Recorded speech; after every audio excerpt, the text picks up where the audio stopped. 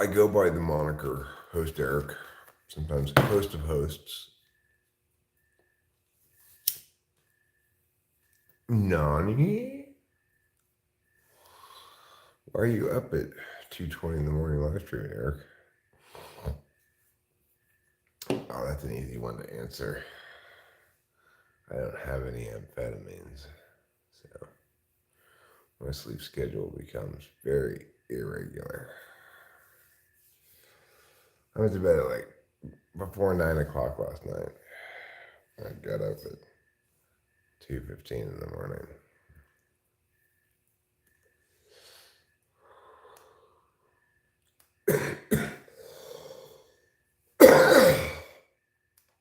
Which is not the end of the world. You know, Oliver Linehan appreciates the 2 a.m. live streams. Obviously, he must not be on amphetamines either. You'd think being on amphetamines means you're up more in the middle of the night. Only the first couple of days.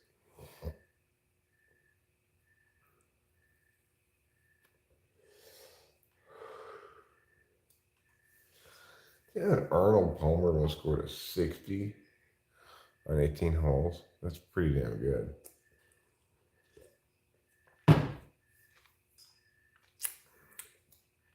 He has the all-time 18-hole low score, 60. He has the most consecutive birdies, 7. He has 20 career hole-in-ones. And he's the 2-time British Open champion, Arnold Palmer. He also invented mixing lemonade and iced tea together, which is probably his best accomplishment. Well, you're busy being the young philosopher king, Oliver Linehan. In a few years, you're going to look just like me. Being a philosopher ages you like quadruple time. So maybe tentuple time, I'm not sure.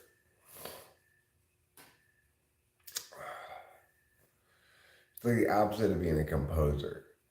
You know how they say composers are the longest lived profession? Philosophers stay that young. All the philosophizing,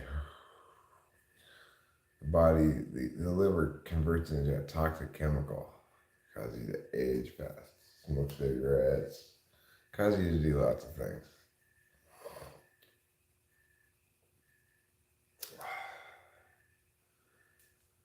I was just lying in bed. I almost titled this live stream, I love my wife. Lying in bed thinking about how I love my wife.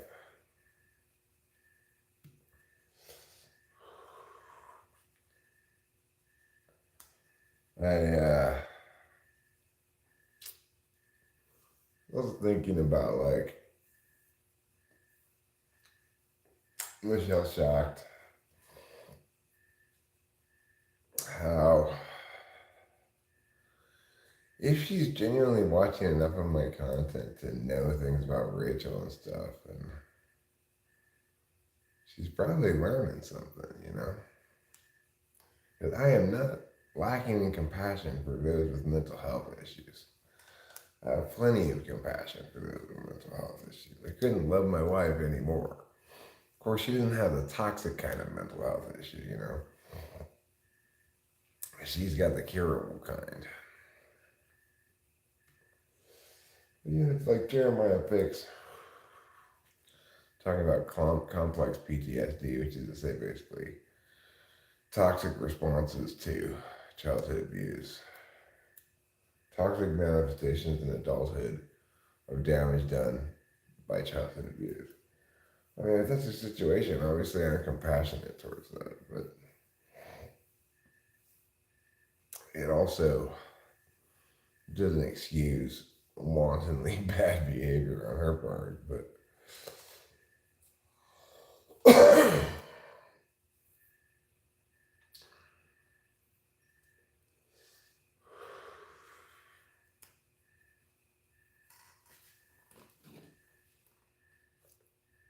But the nature of complex PTSD is,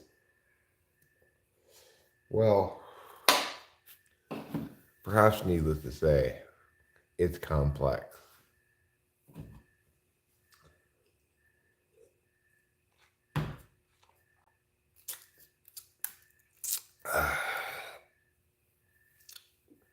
Okay, having smoked a cigarette, I'm ready to go back inside.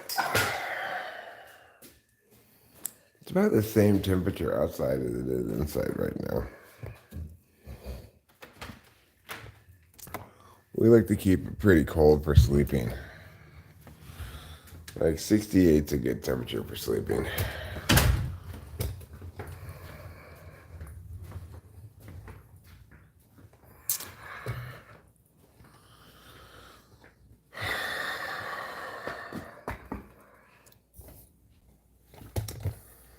Of course, I never sleep especially well the first part of the night because trouble is just a pain in the ass.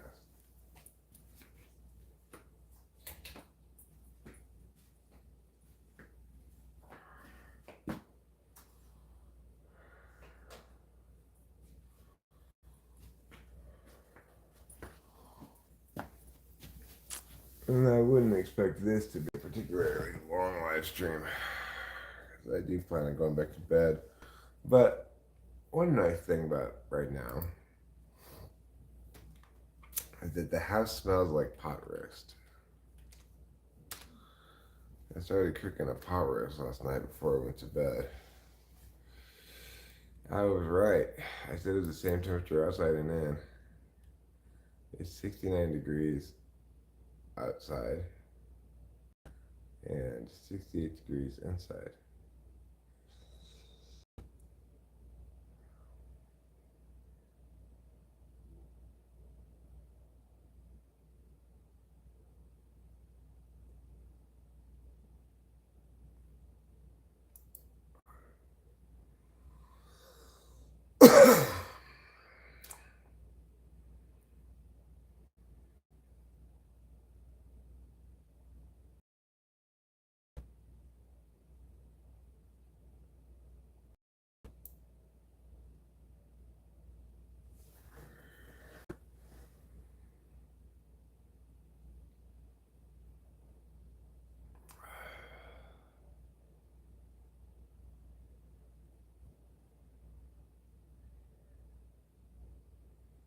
Hmm.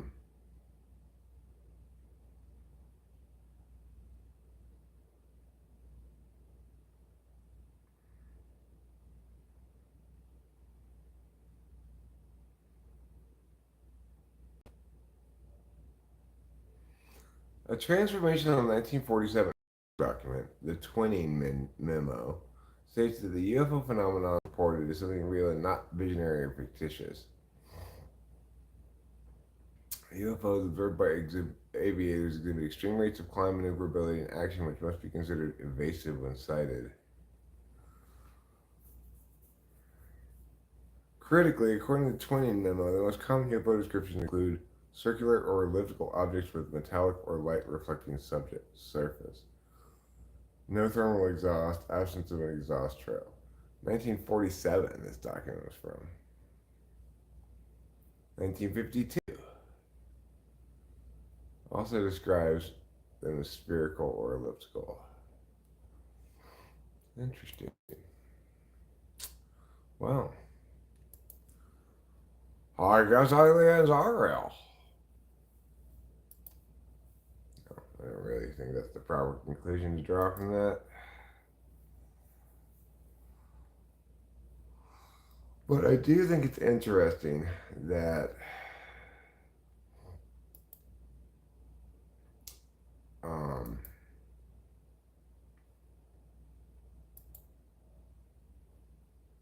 the metallic orb thing dates back as far as 47. No, there's no marijuana in the roast. It's just regular pot roast without any pot in it. The only pot is the crock pot. And, of course, the pot I'm about to smoke.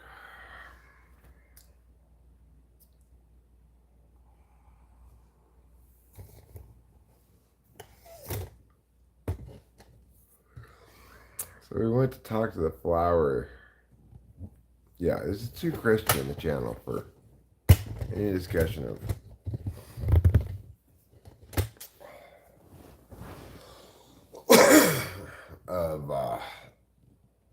life-destroying marijuana.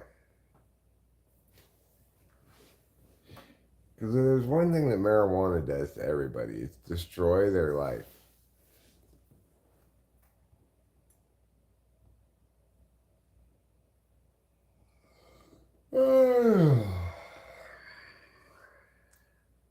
So I'm watching some tennis lately.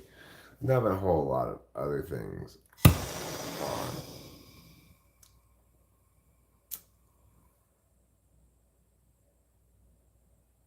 Oliver Line of Coke-san. That's his Japanese name. Reel it up, Oliver. Reel it up.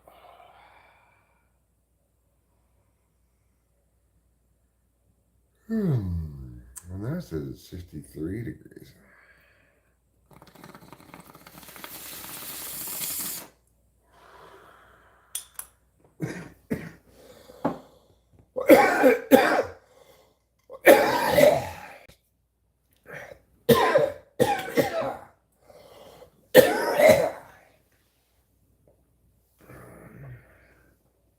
It's practically a 30 degrees switch.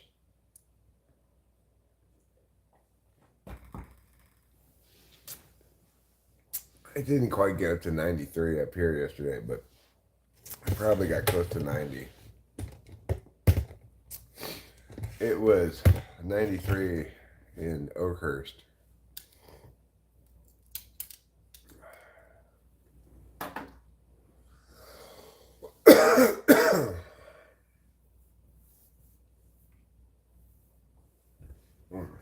Here's the paper towel.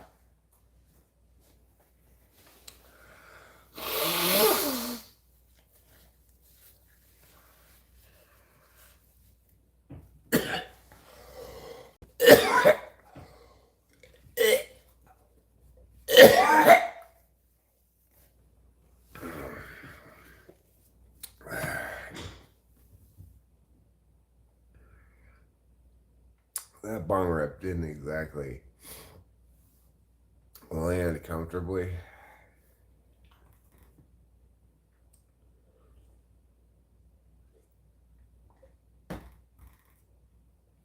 But I think I might be coming down with a cold.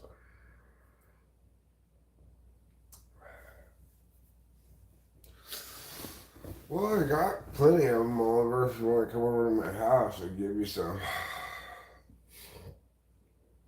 I don't know how far away you live.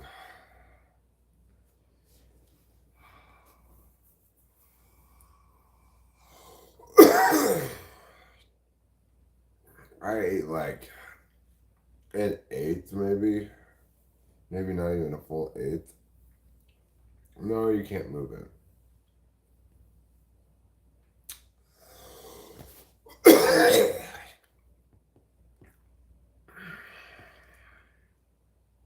Coughing up a resin ball is more like it.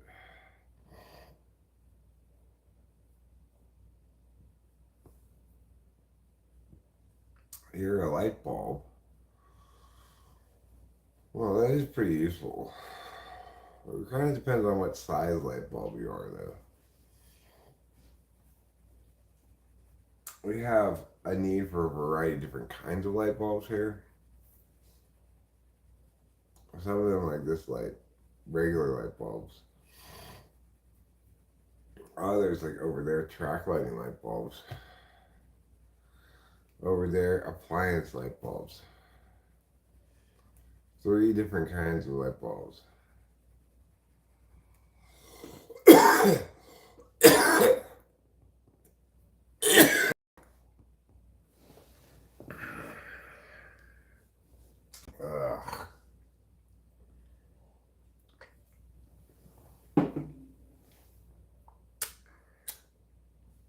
Well,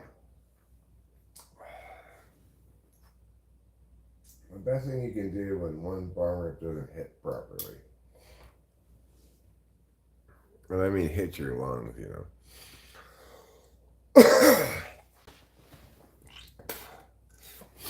The thing to do is get right back on the horse and pull another bong rip.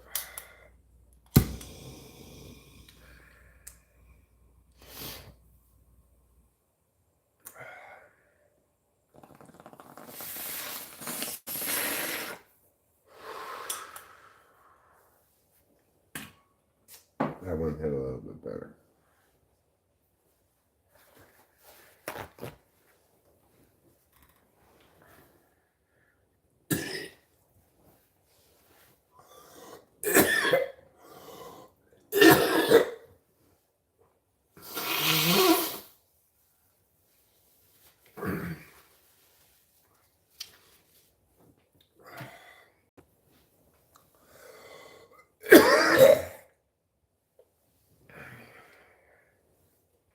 So yeah, I think I'm coming down with a cold maybe.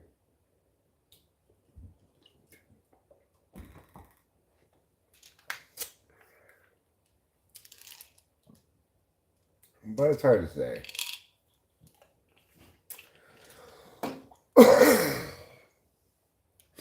Could be just COVID.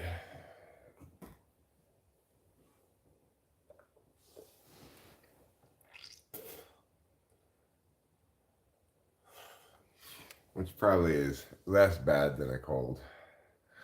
Drinking some cold tea here. Take a couple of chloroform sounds.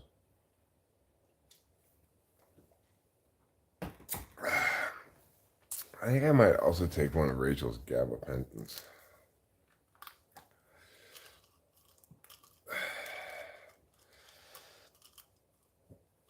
I'm stopping taking the Klonopin. At least for a week or two.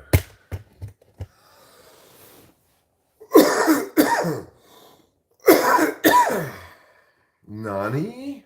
I know, right?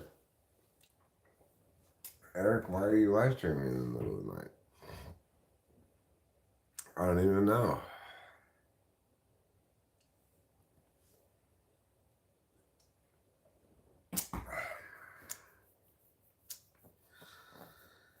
Yeah, well, I'm finding myself losing interest in them as well. Like, I'm taking this month off of amphetamines purposefully and voluntarily, which is unusual. Oh, is he? Well, probably that means he does have amphetamines. A little bit of a difference between him and me there.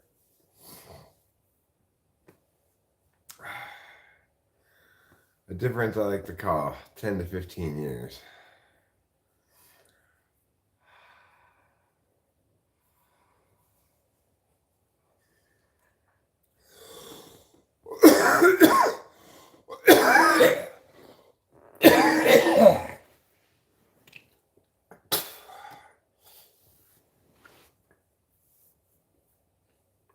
Okay. There, that's a lot better now. Coughed. I'm blowing my nose. I think I'll go hit my inhaler as well.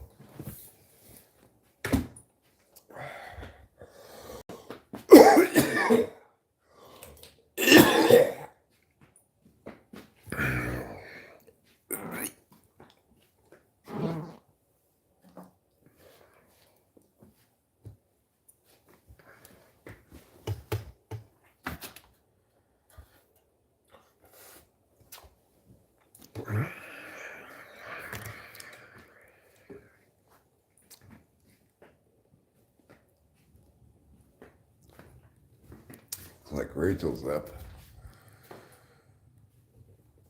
Are you up? Me? Yeah. Yeah. Oh. Hi.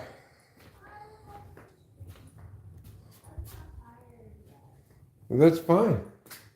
You stay up as long as you want. I love you too.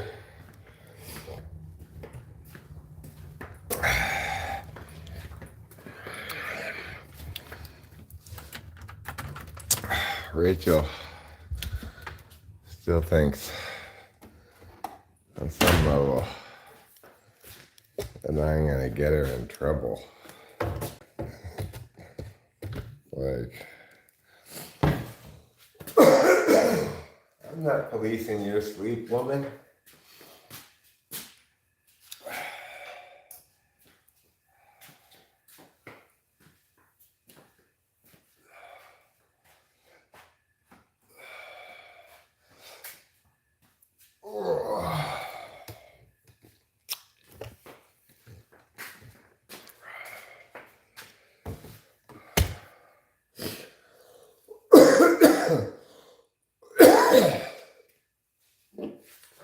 Sports. Like Rachel.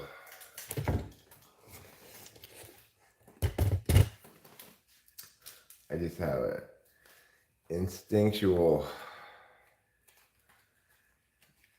fear of getting in trouble.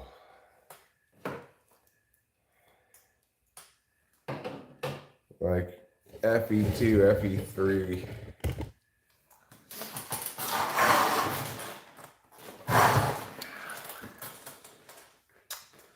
Makes you susceptible to getting in trouble phobia.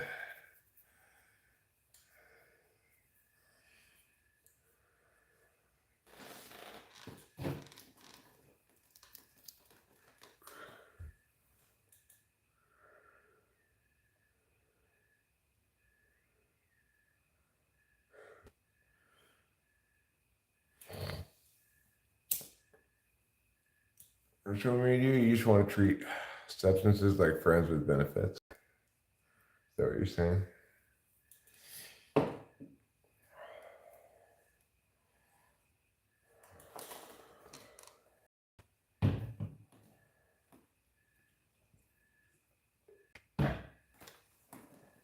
This drink claims to contain 5% juice, but it doesn't say which 5%.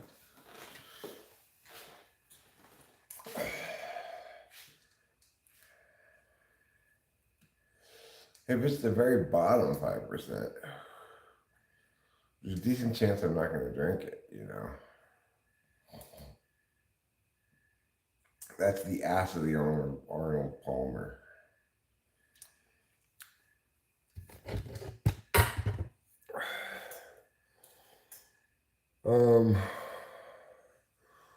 Maybe.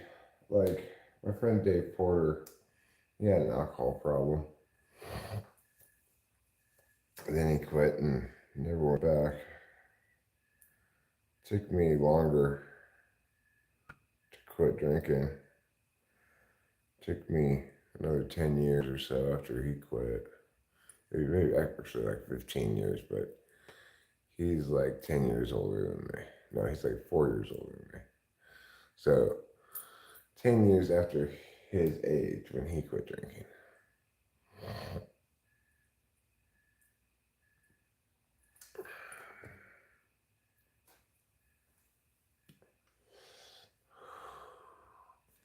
Yeah, I wouldn't say I've ever been physically addicted to anything either. Except cigarettes.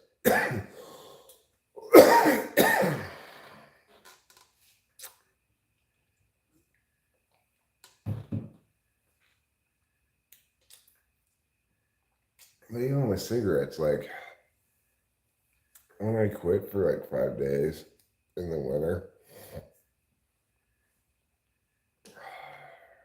I didn't really go through any kind of withdrawal symptoms.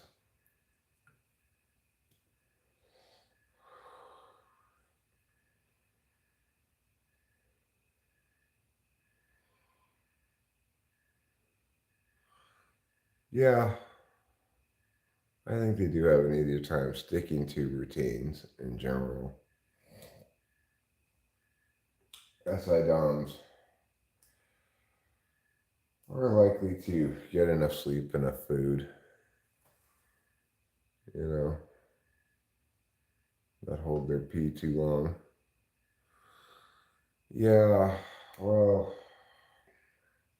that's the downside of being SI heavy is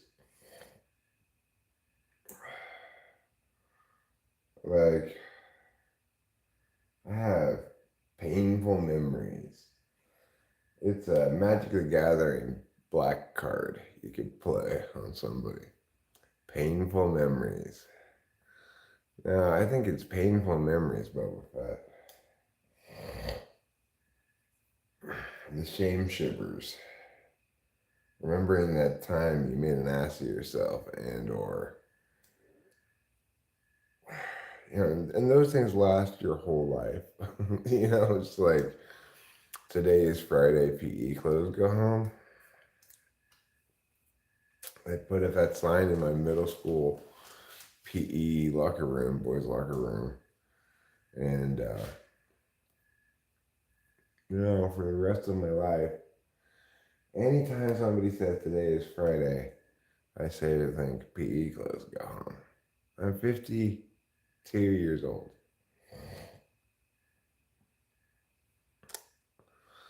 I'm still stuck on a sign that was in my middle school PE locker room. That's the downside of SI.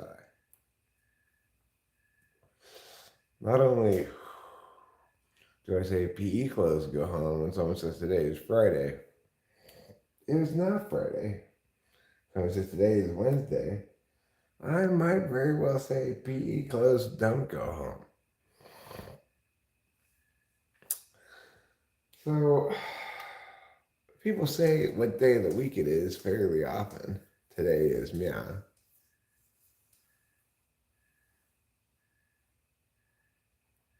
The SI heavy problems you have are more existential. Maybe Boba Fett's more right than me on this one. Maybe it's an 8 slot in, I think.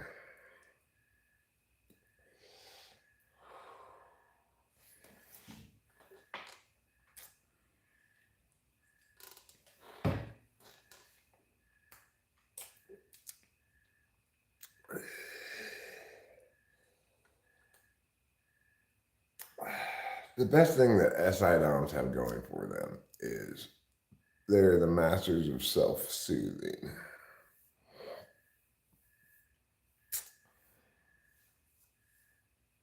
They've got their habits, their things that make them comfortable, make them feel good.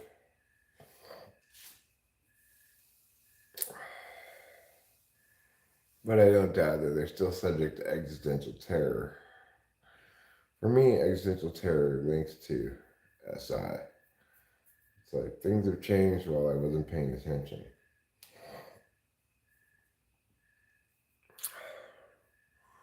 For SI DOMs, it may be something like meaningful things are happening while I'm busy smelling my own farts.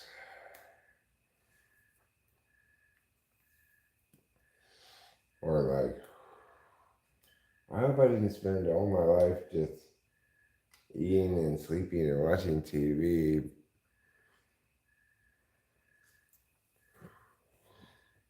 But I don't know. They're usually not too troubled by that sort of stuff in my experience. Oliver Wyman even more than others because he's immersed himself in cognitive functions.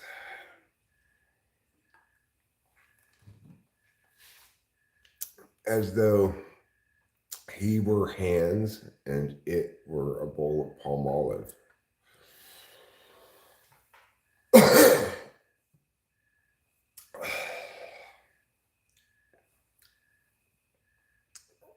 Here's for you and the rest of the 3 other people, whoever you are. Here is, you can't be that show media. That makes you somebody who's wrong about cognitive functions. You don't get to know first and then deliberate.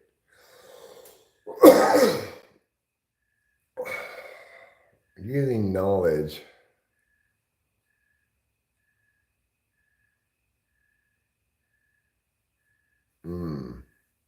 Those do sound terrifying things. Those do sound like terrifying things, Oliver.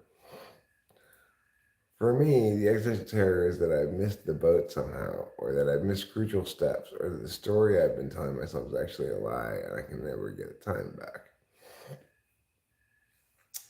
See, I don't really worry that the story I'm telling myself is a lie. I'm not worried about that at all.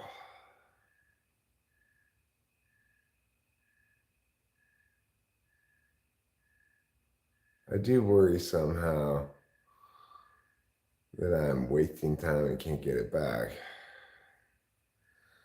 But I'm never really sure what qualifies as wasting time versus using time wisely.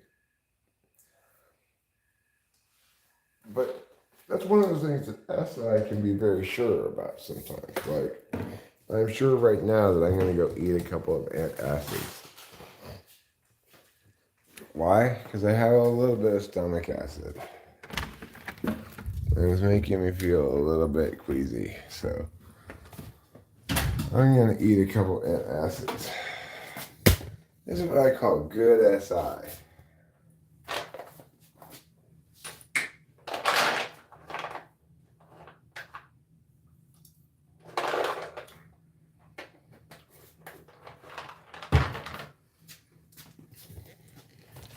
I'm going to just eat one to start. And then see if I need another one after that.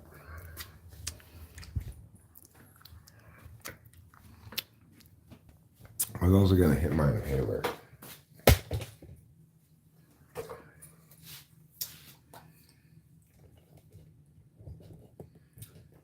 Here we go.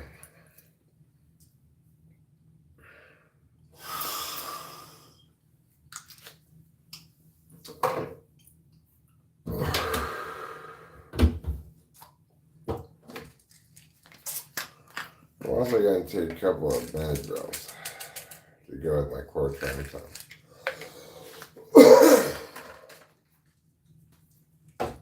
So now I've taken 2 chlorotrimazoles, one of Rachel's gabapentins. Sorry I didn't ask you first, Rachel. And I'll take these 2 Benadryls. And it's going to be like, wow, Eric, you're almost ready to go back to sleep. And win some kind of prize for best rester. Eric is a very good rester. I'm stuck with that SI, right? From preschool. That's when the preschool teacher sang to me, Eric is a very good rester. Eric is a very good rester. During, yeah, I like to call it Gabba Gabba Hey show media, but same concept. I'm referencing a Ramones song, you're referencing a cartoon. We're both right.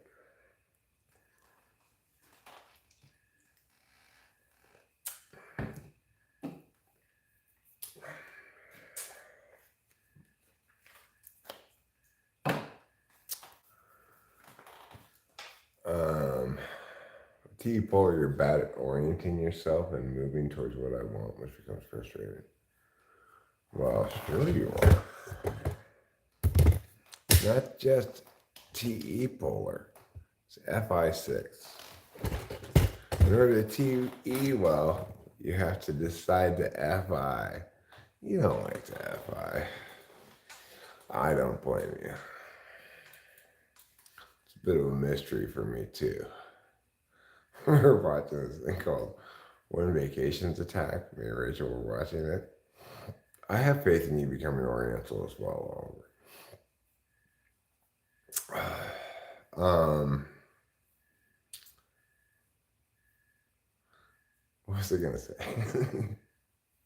Something critically important. Oh yes, we were watching When Vacations Attack. And there's this video.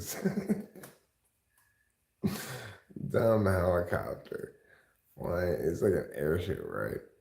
It's an Osprey helicopter. It's got two helicopter things coming up off of like either wing. Anyway, it flew down too close to the ground and started blowing all the trees over onto everybody. And I just started laughing. Meanwhile, Rachel's like, oh. And they're talking about this lady. She's got her baby carriage and her baby's in it. And they're like being blown away by the helicopter blades. For some reason, I just thought it was hilarious. They were fine. Everyone was fine. That's the thing about when vacations attack. They don't show videos where people die.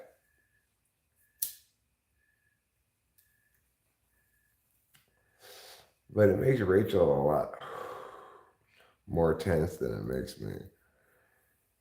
Like, I'm just like, look at that dumb helicopter.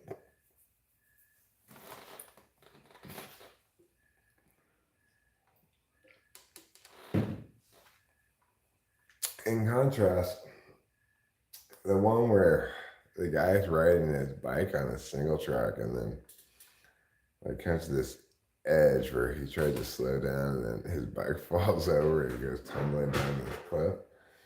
That one was pretty intense. But he was fine, you know. He got up and walked back up the hill. Good thing he was wearing a helmet, you know. Otherwise, he probably would have been really hurt.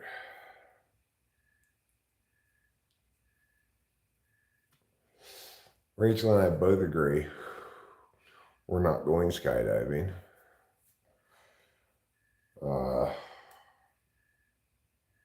We watched this video of this guy who's standing at the edge of the plane. He's gonna jump out pretty soon, probably, it looks like. But then the wind pulls out his parachute and makes it open early, and then this other guy pushes him out of the plane because you're supposed to do that, you know.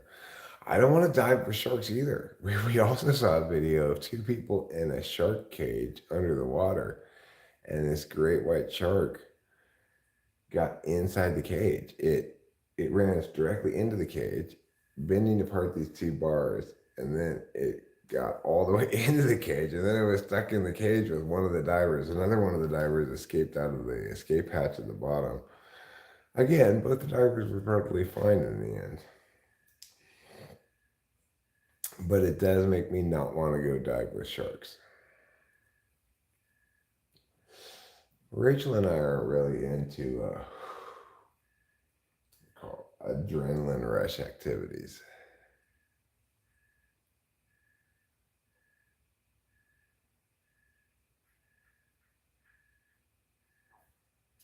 Well, we could go do that, but I don't think Rachel and I are really that into danger stuff. You know, people who really go off-roading, they don't have cars like this. They've got cars like the car I showed in this video I call Fancy Wilderness Car. It's a short. They got 10,000 views. But we saw a video on One Vacation's Attack of this lady like riding an ATV, gonna jump over this dune, and then she runs right into her father-in-law's car, and she goes flying off the front of it, and bam, slams face first into the hood of that car. Again, she was fine. She just broke her arm, was knocked unconscious briefly.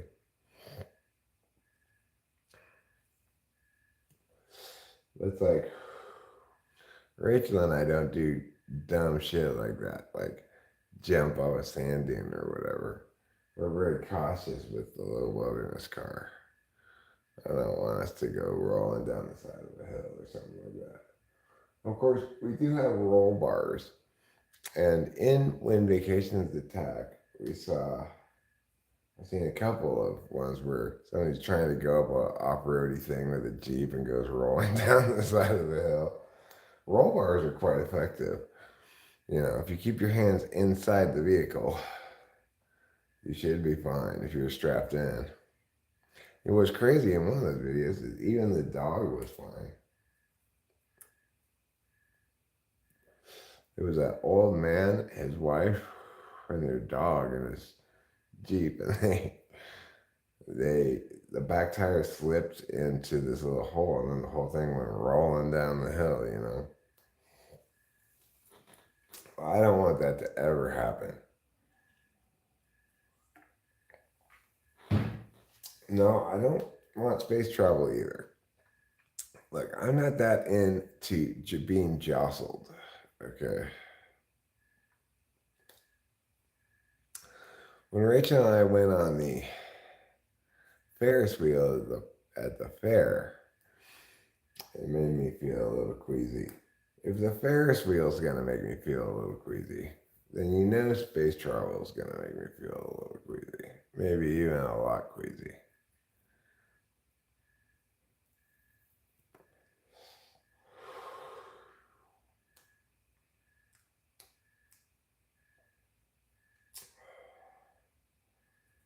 I can see myself doing a little dancing at the upcoming Johnny show. That's plausible.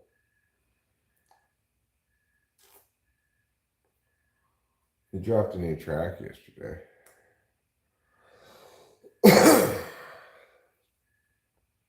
Flat Earthers. I mean, why are you going to be a flat earther? Like, why do you want to be convinced that the earth is flat?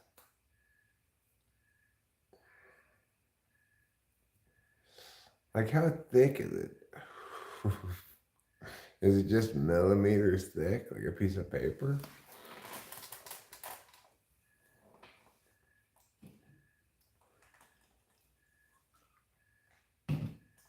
Do they think it's a circle?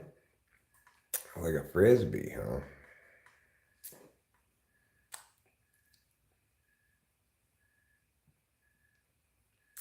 Well, how thick do they think it is?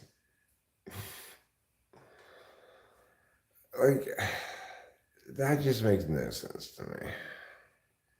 People have known the earth was around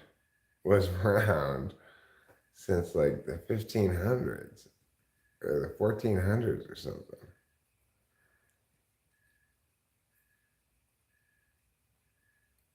Do they also believe that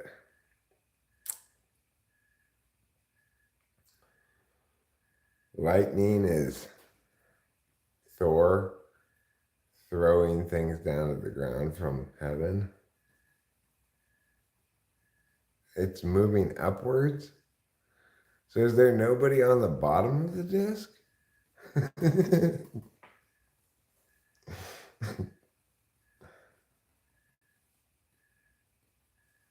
Yeah, well, Men Like Gods is correct. Atlas holds a ball, not a plate. You make a good point, Men Like Gods. They knew the world was round a long time before that, even.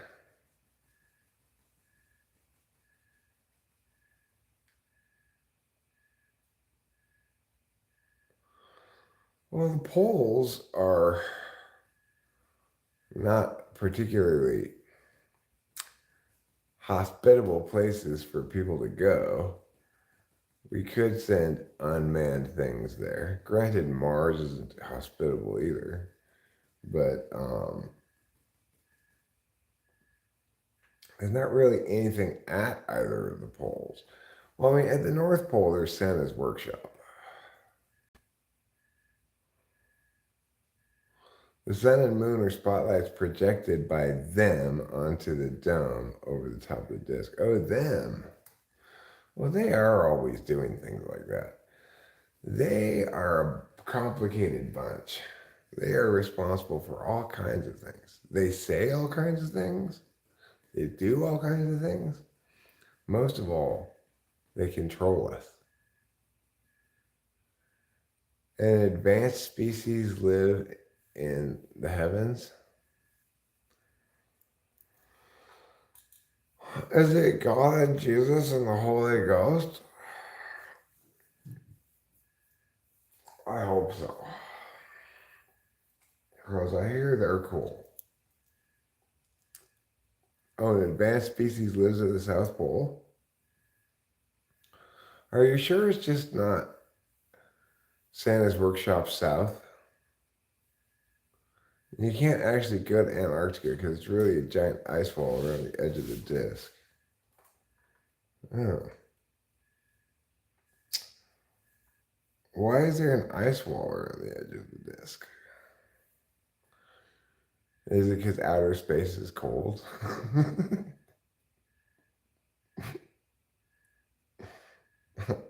Is there some reason why there's an ice wall around the disk? Just the ice wall people put it there?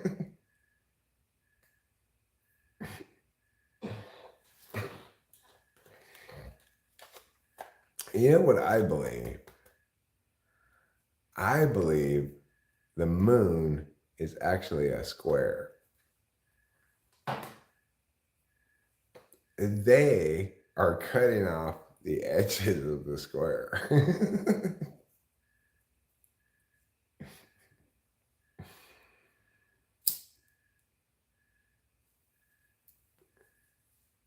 Nobody's ever been where? To the giant ice wall? I wonder why not.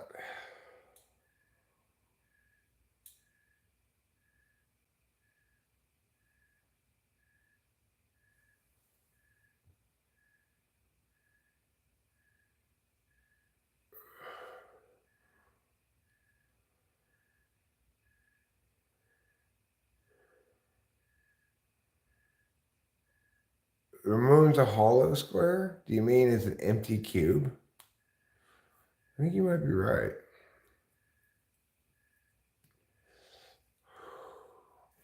I wonder if I could popularize the idea that the moon is actually a square and they are stealing our corners from us. Well, that's true. The moon originally is from Philadelphia, is why.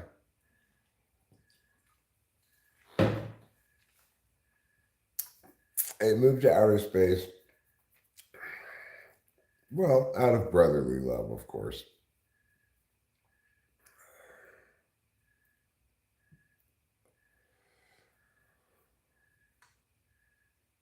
Well, it's probably not very convenient to fly over the South Pole to get where it is you're going. Nobody's ever been to the South Pole. Well, I do know that weather, as you get close to the South Pole, it's so cold that if you go outside and breathe, you'll freeze your lungs.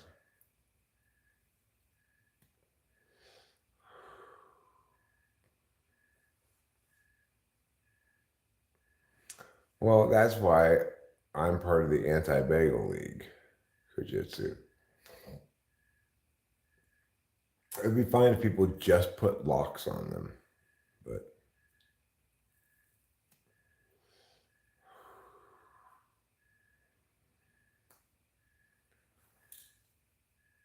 why are people theorizing about things that are already well understood?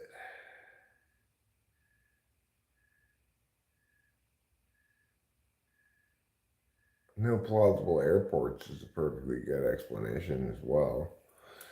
There's no way to safely emergency land on the South Pole. Your landing gear would freeze, I'm sure.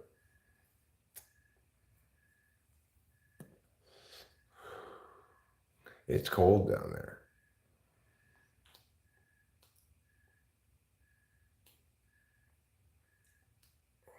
Apparently. That's what they say.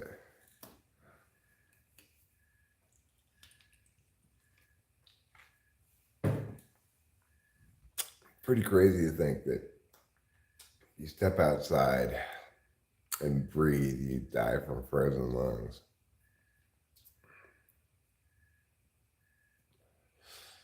That's not always, but and sometimes when it drops like a minus 150 degrees.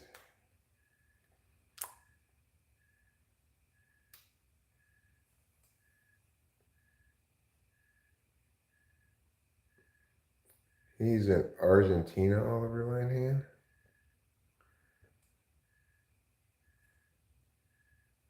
He never really died. He just got really, really asleep.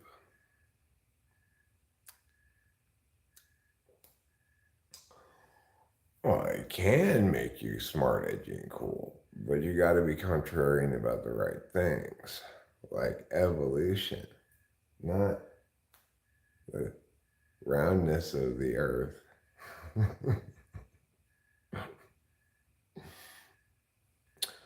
You know what I think they're doing around here? Because the cone putters have been putting so many cones lately.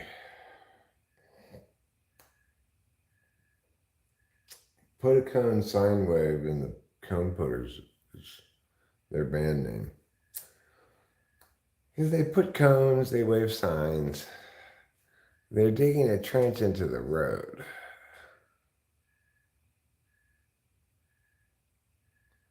They're digging a trench all along the road. And they're putting down big PVC pipes down in there. And I believe they're doing this is just speculation, keep in mind, because I have not researched it at all. But I believe they're burying the power lines. Which would be so great if they did that, because we have super regular power outages here. Like, we had several this summer, even. We had power outages. We had to turn the generator on at least 2 times this summer. And I think we had 3 power outages. Anyway, we have another one scheduled. There was a scheduled power outage for the 14th. And I'm thinking it might have something to do with all this cone putting that they're doing.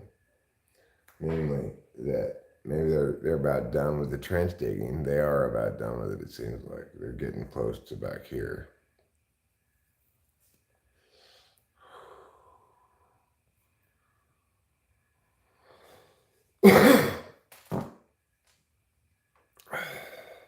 They prefer to be called status quo aficionados, Oliver Wyman.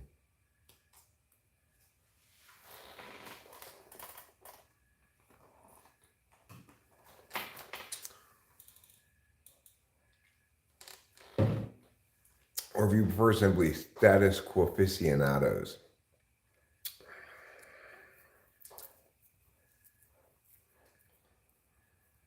Well, I feel like I might have a poop coming. That's a good sign. You know. Okay, computer, you just went outside and then came back inside and used the cat box. Was there something wrong with outside?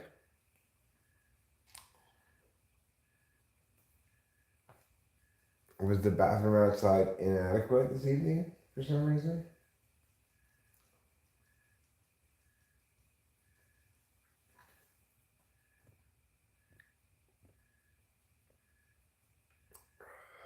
We know we don't know. Dolan bums feel.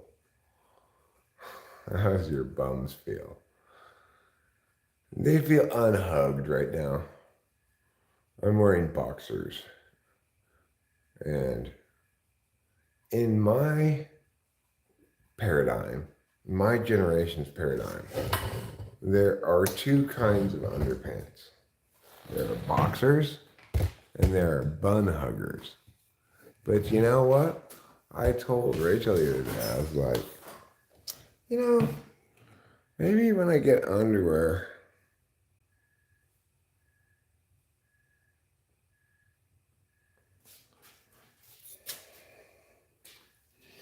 a 1 pixel glitch Well, obviously, then the Earth is flat. Duh. You know.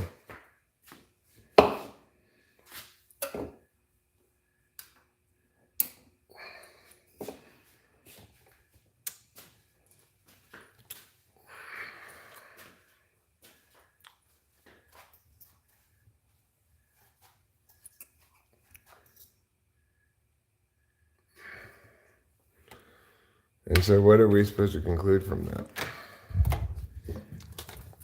That the Earth is flat? And why?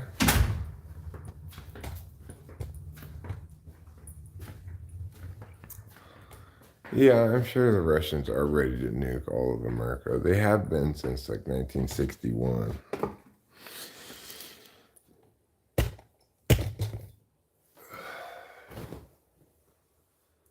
That's not a surprise.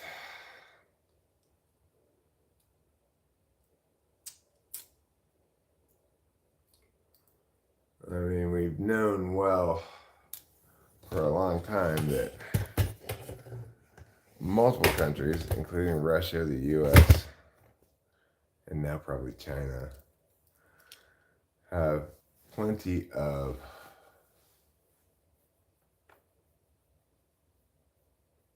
nuclear weapons to blow up the world. We continue to rely on the surprisingly effective strategy of mutually assured destruction, as we always have.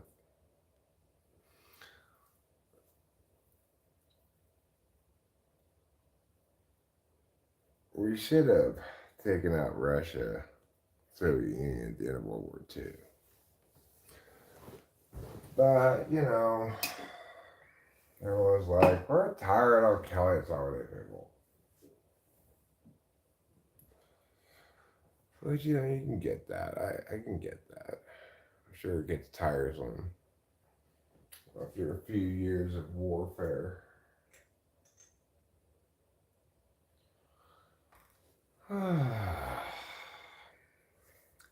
There's a hole at the North Pole. That's Santa's workshop, man, my God.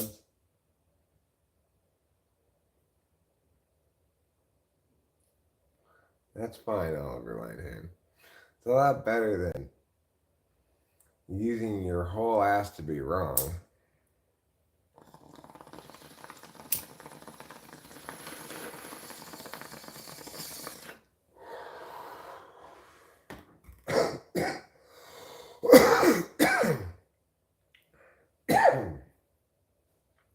That's very vinyl tubey. Vinyl tubey.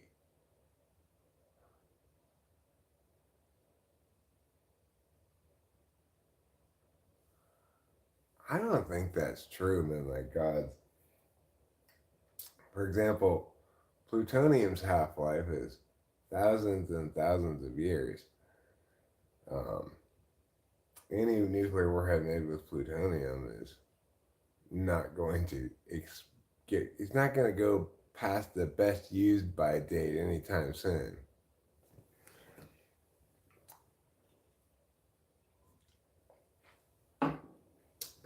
No, they have to pull out all of the expired fissile material and replace it if they used those kinds of radioactive materials. But enriched uranium and or plutonium are not among the nuclear materials that have short half-lives.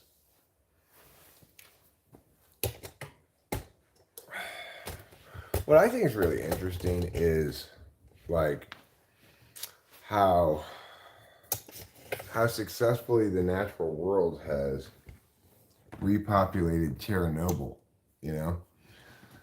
despite them saying like, oh, people won't be able to live here for thousands of years or whatever. All the animals came right back and the plants, and they're all living there just fine. Santa doesn't have a normal house. As he rose in popularity, he got a lot of unsolicited visitors. Well, that makes sense. I think he may have originally had an underground part too, just to weather the storms better.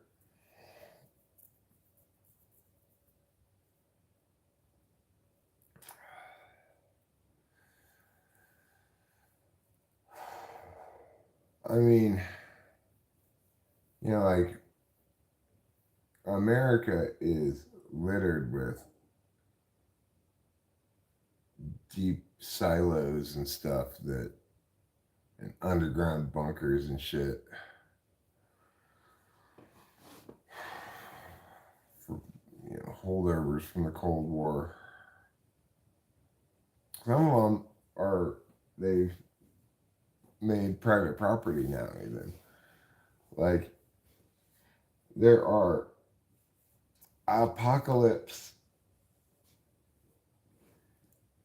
readiness real estate development operations going on where they like take one of those old nuclear silo bunkers that the government sold and they build like condos underground you don't live in now, but that you buy. It's on the grounds that when the nuclear war happens, you go there, I guess.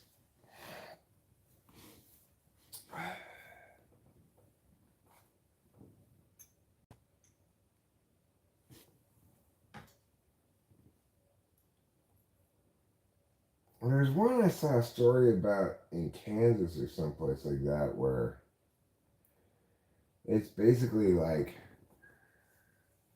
an independent city state in the United States. They've got armed guards all around the entrance points and stuff. And I guess they live there already.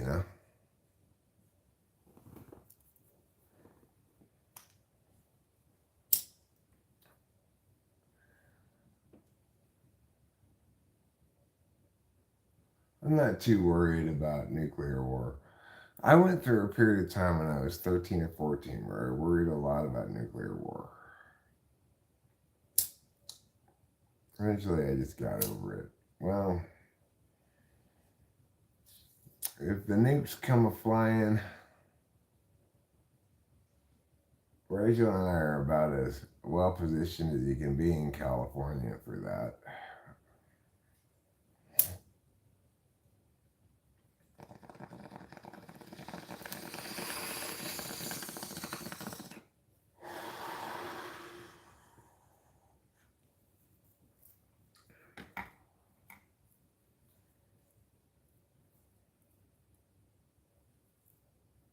We don't have a basement, but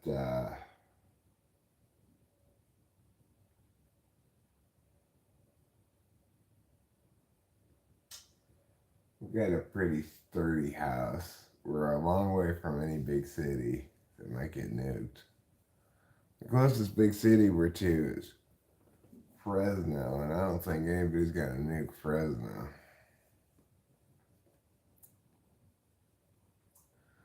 You'd have to really hate Fresno to nuke it. Yeah, right. You're right about that, Boba Fett.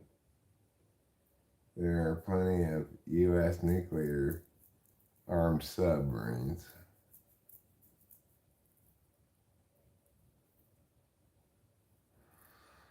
I think you want to be about 250 miles all over one hand. Depending on the size of the nuclear bomb, of course. If it's like Moab, no, I'm sorry, what did they call it? That big Soviet bomb that they above ground tested, there was like 70 megatons, and that shook windows like 400 miles away or something in Finland. The Tsar Bomba, right? The Tsar Bomba. Oh my God. What do people do? People did such crazy shit during the Cold War. It's just nuts to even think about.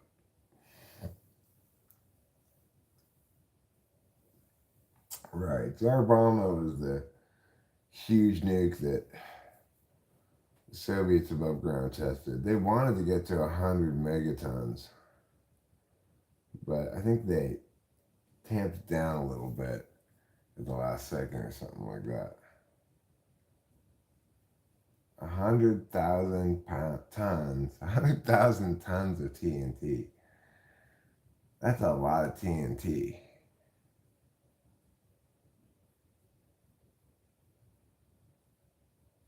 The atmospheric test rainbow bombs are super cool.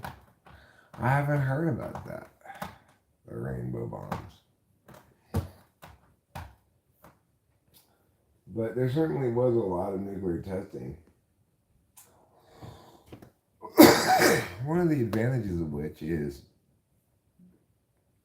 you can tell when something's authentically an antiquity by whether or not it has cesium in it.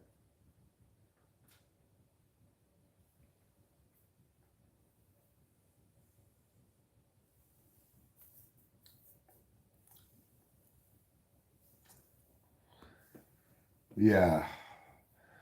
I recently watched a Godzilla movie.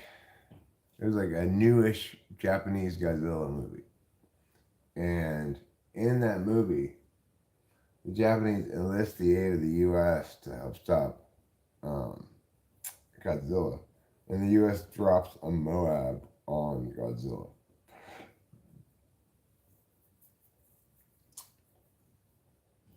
But it doesn't work because Godzilla is so powerful.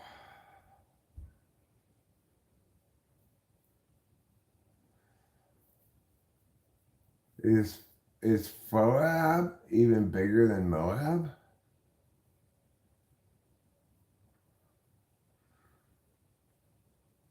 September 11th, 2007.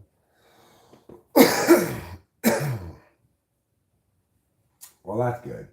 We need bigger bombs.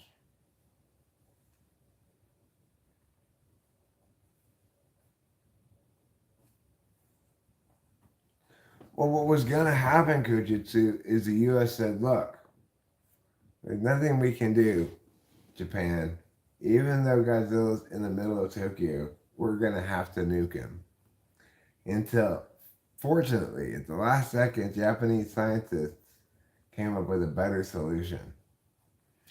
Namely, they injected Godzilla with a bunch of like coagulant to make him stop being able to move around. And that killed him. They had cranes with big hoses and they were squirting coagulant into his mouth. It was a pretty good movie. One thing I learned is that Godzilla is not really called Godzilla in Japanese. He's called like Gorida or something like that. And it just sounds like Godzilla to American people, so that's why they call it Godzilla. Gojira, right. Gojira. Gojira in Japanese, when Japanese people say Gojira, it sounds like Godzilla.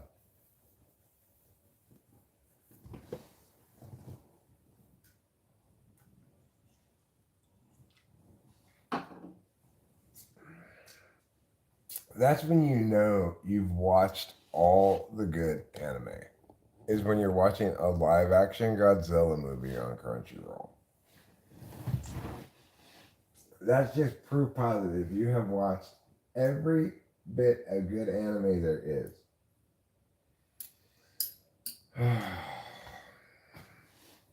And I fiend for it too. It's like later today, what's going to come out? Well, my special skill makes me OP even at level 1. It's coming out.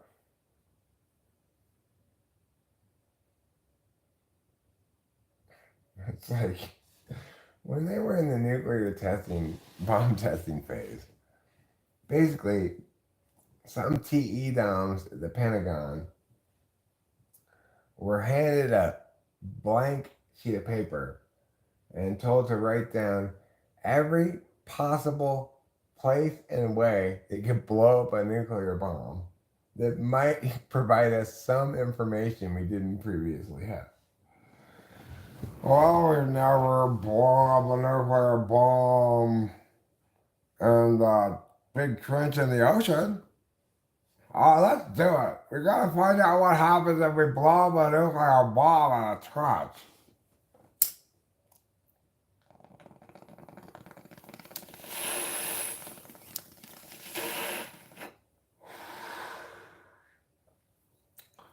We're gonna know what happens if a nuclear bomb falls on an island in the Pacific Ocean. Well, we could drop it on an island and find out.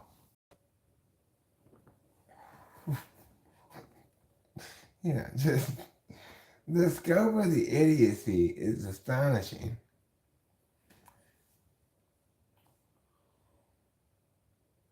You know, they used to have above ground tests in Nevada where like people from Vegas could see the nuclear mushroom cloud.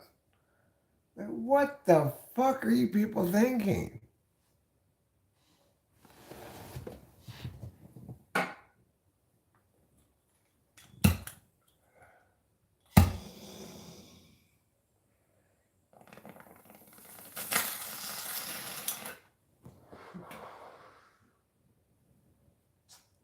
There'd be like weather reports like, oh, the wind's coming in from Nevada today, so watch out for the nuclear fallout. Like in Los Angeles. Don't worry, it's friendly American radiation. Not any of that pinko commie radiation you got to worry about.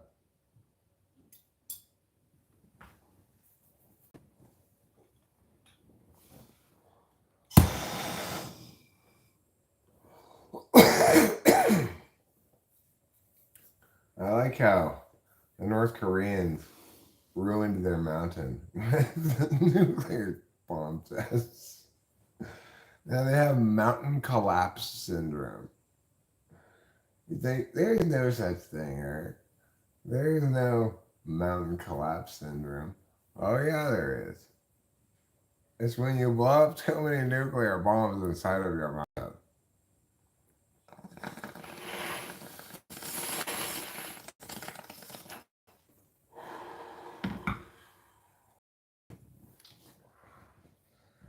So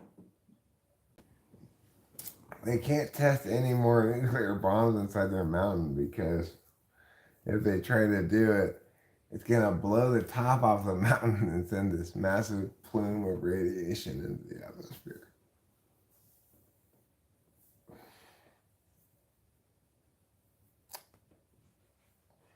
What? What do you mean we can't blow up any more bombs inside of our mountain?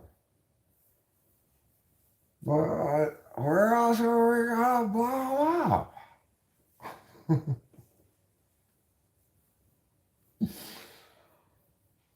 Tiffany making policy decisions for nuclear powers in the world. Okay, I want to test these bombs like everywhere. Toss it on the Southern Pole, the North Pole, the equator, up in the sky, in the water, everywhere.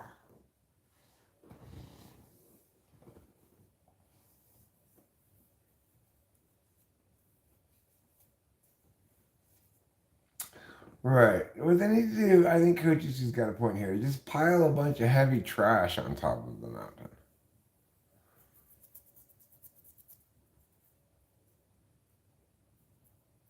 If they just pile enough trash on top of the mountain, it'll be fine. Nobody speaks ching chong around here, robot. I can't understand that at all.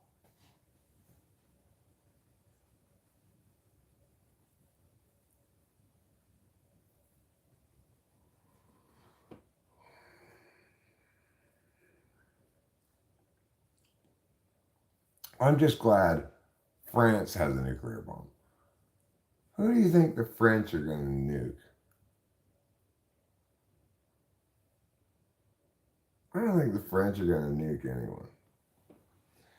In that Godzilla movie I saw, they got France to intervene to delay the nuking of Godzilla.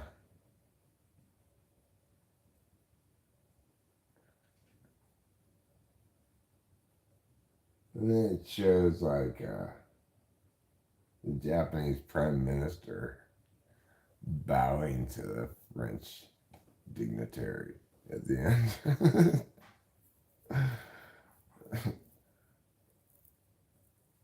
Japanese people are funny. They're so stuck in World War II.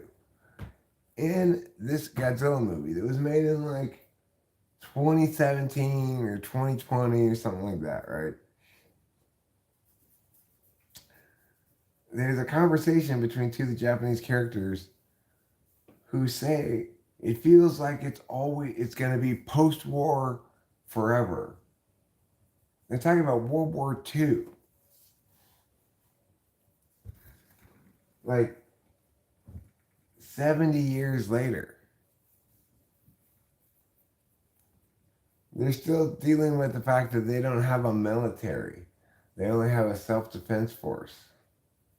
And so in their movies, they have to account for all that shit.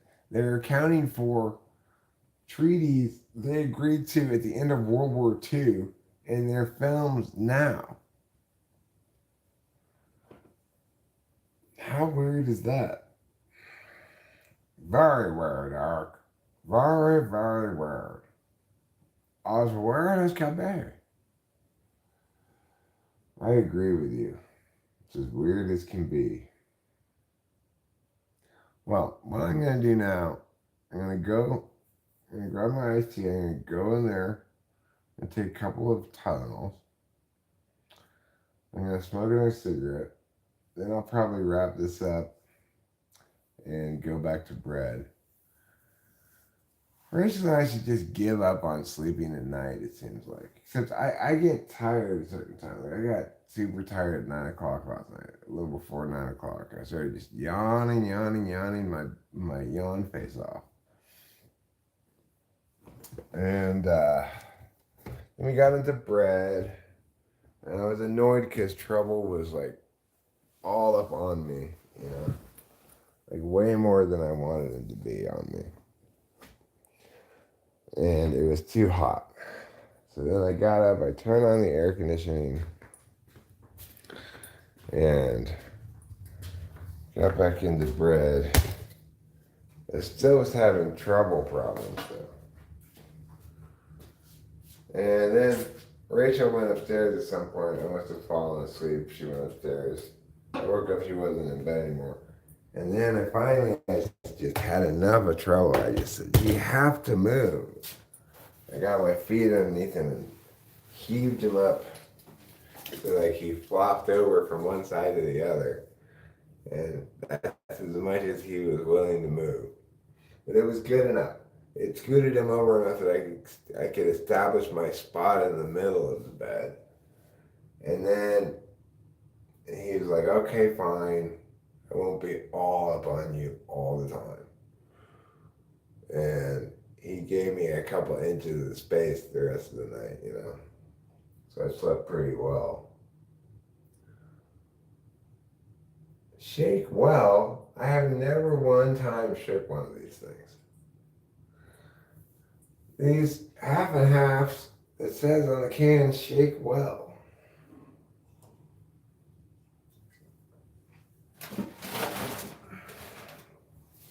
But I've never one time shook one of them, and I've never experienced while drinking one of them the disconcerting dissatisfaction of an ill-shaken thing that needs to be shaken.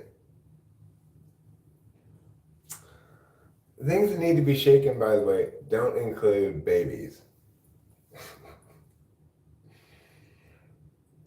Don't shake your baby.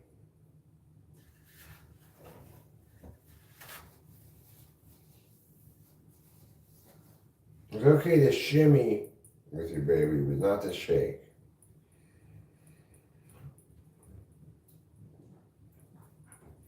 Stop smelling my baby. Stop Smelling My Baby is a good song, but I don't really remember how it goes now. It's a classic. It is, isn't it? Yes, it is. Come to bed with mommy. Oh, that pot roast smells so good. Yes, yes, yes. Yeah, did you hear? The pot roast smells good. I might go back to bread here after I smoke this cigarette, like I said. I think I'm going to turn off this pot roast for now. I turned it on before I went to bed last night. It's been on low the whole time.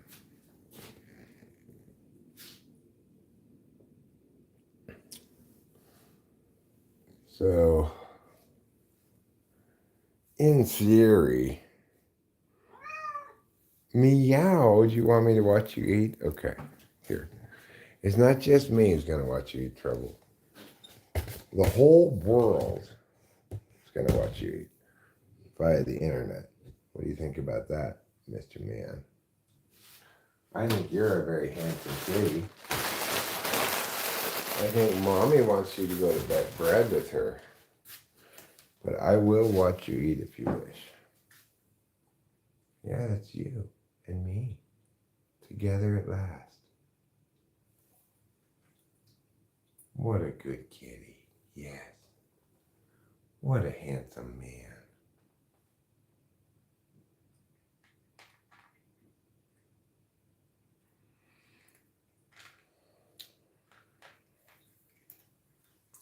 There. Finally, you can consume your food. Oh, yeah. What a good kitty. What an important eater. You make us all understand why eating matters. Without your example, I think most of us would starve to death, Trouble. That's how important it is for us to watch you eat. We learn from your example.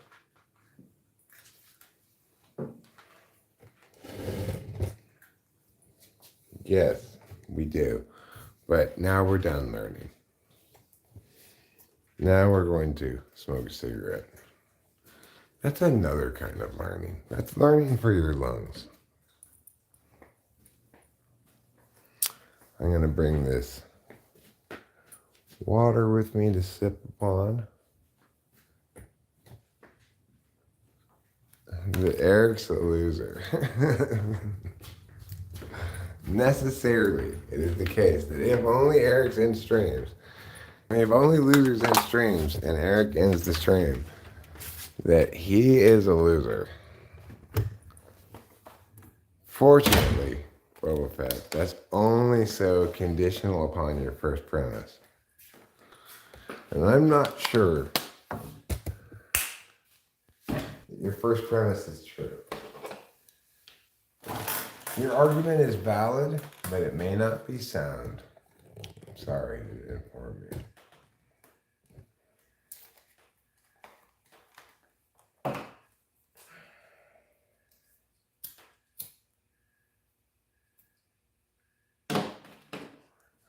My argument is valid, but my premise is false, and therefore it's not sound.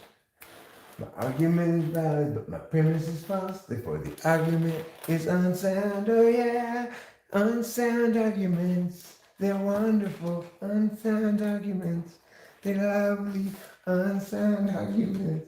They touch me where everybody wants to touch. You like that song?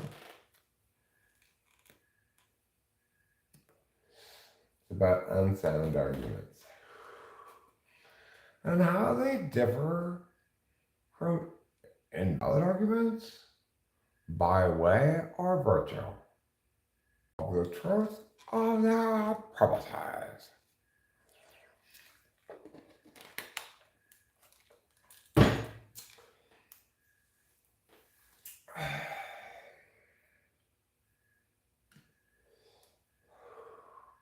Hey, don't be ontologically assaulting my argument by calling it unsound.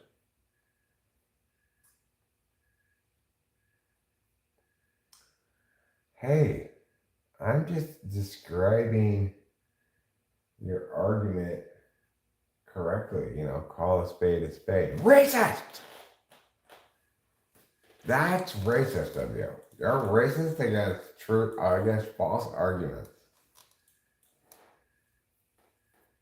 Against valid arguments with false premises. Am I really racist against them though?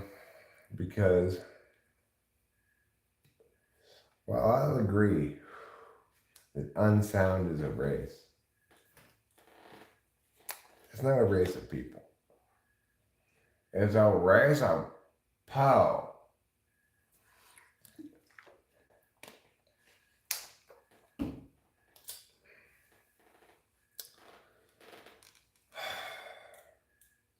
Smells all smoky in the garage. You know why? I'll tell you why. Because I need a little bit of fan action going on. A little fan action goes a long way.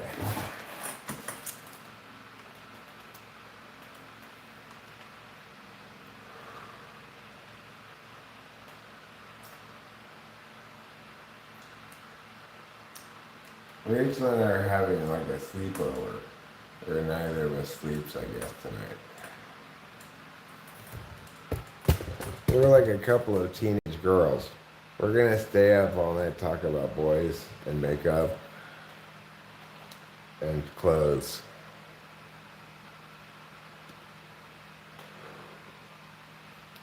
We're gonna talk about who's hotter, Tom Selleck or Burt Reynolds. I remember when Delilah couldn't remember Burt Reynolds' name, and she called him Reynolds Burns. Reynolds Burns? Who are you talking about? And I finally figured out she was talking about Burt Reynolds. Anyway, Rachel and I have a lot of talk about who's sexier, Tom Selleck or Burt Reynolds. Rachel's always arguing Burt Reynolds, but I point out Burt Reynolds is dead. She says, even dead, he's still sexier than Tom Selleck. And I say, but Tom Selleck's got the chest hair. She replies, chest hair, schmest hair.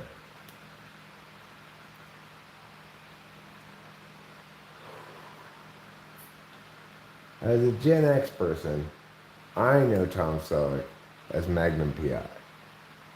As early millennial, Rachel knows Tom Selleck as Monica's boyfriend from Friends. This is my hypothesis. I talked with her about it in the car a while back. That people under 40, probably under 40 now, are gonna think of Tom Selleck as being Monica's boyfriend from Friends. Whereas people over 50 are gonna think of Tom Selleck as Magnum PI.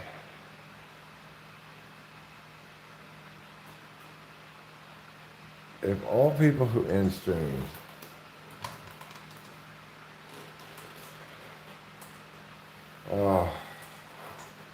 what about people who don't bring their glasses to the garage? What happens to them? Do they have to go to sleep? Is that their punishment? I think it might be.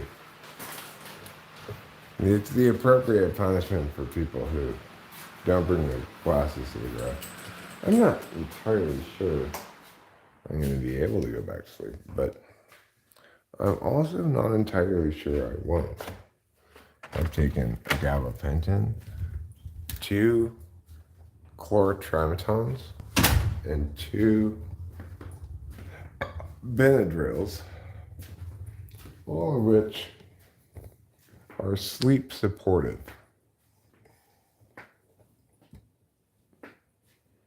If all people in streams sleep, does that make them a loser? If only losers in stream and Eric in stream, what can we conclude? He's a loser, that he sleeps. We can't conclude that from Boba Fett's question, though, Kujitsu.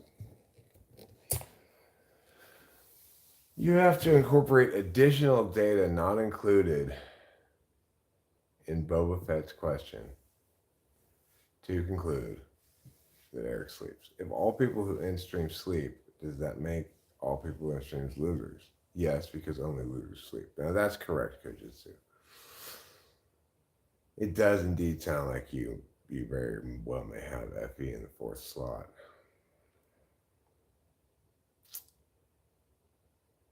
Oh, has that already been established? Has that already been afforded the status of true? That only losers sleep? Well, okay, fine. If we give that, if we can, yeah, fine. Your logic is not to be disputed there, Kojitsu. If we afford Boba Fett's previous statement the status of true, then yeah. I guess it turns out I am a loser. And what I'm going to lose shortly is the delightful opportunity to continue engaging with you wonderful people. And what I'm going to gain, hopefully, is like 4 or 5 more hours of sleep. I don't really want to get up before 9 a.m. or 10 a.m. because there's nothing good on TV. Like Crunchyroll's Saturday releases don't come out till like 9 a.m. And college football doesn't start till 9 a.m. I know there's at 1 p.m. today, the women's U.S. Open final. I'm interested in seeing that classic Rocky 4, perhaps it was 3, matchup of U.S. versus Russia. Of course, Sabalenka, she's not officially Russia. Why not? Because Russia doesn't get to have its flag on anything. They don't even say the word Russia in the coverage of the tennis match. I heard them say it one time when they were covering Medvedev yesterday, who beat the Spaniard, the young Spaniard who was number 2 in the world. But no, we're talking about tennis, Boba Fett tennis, okay? Women's tennis. Coco Gauff, the American, is playing against Katerina, I think her name is, or something like that. Katerina Sabalenko. No, not the Davis Cup, the U.S. Open, Boba Fett. It's tennis, okay? Not everybody's satisfied with a few cricket matches, okay? Some people like to watch good sports. Not like cricket and what else do you watch in India? What other weird sports do you watch? Elephant wrestling? Do you guys watch elephant wrestling in India?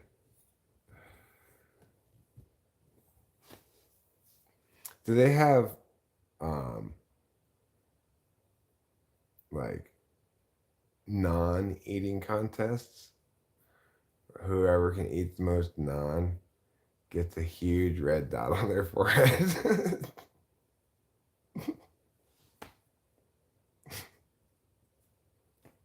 I could eat a shit ton of naan, I'll tell you that.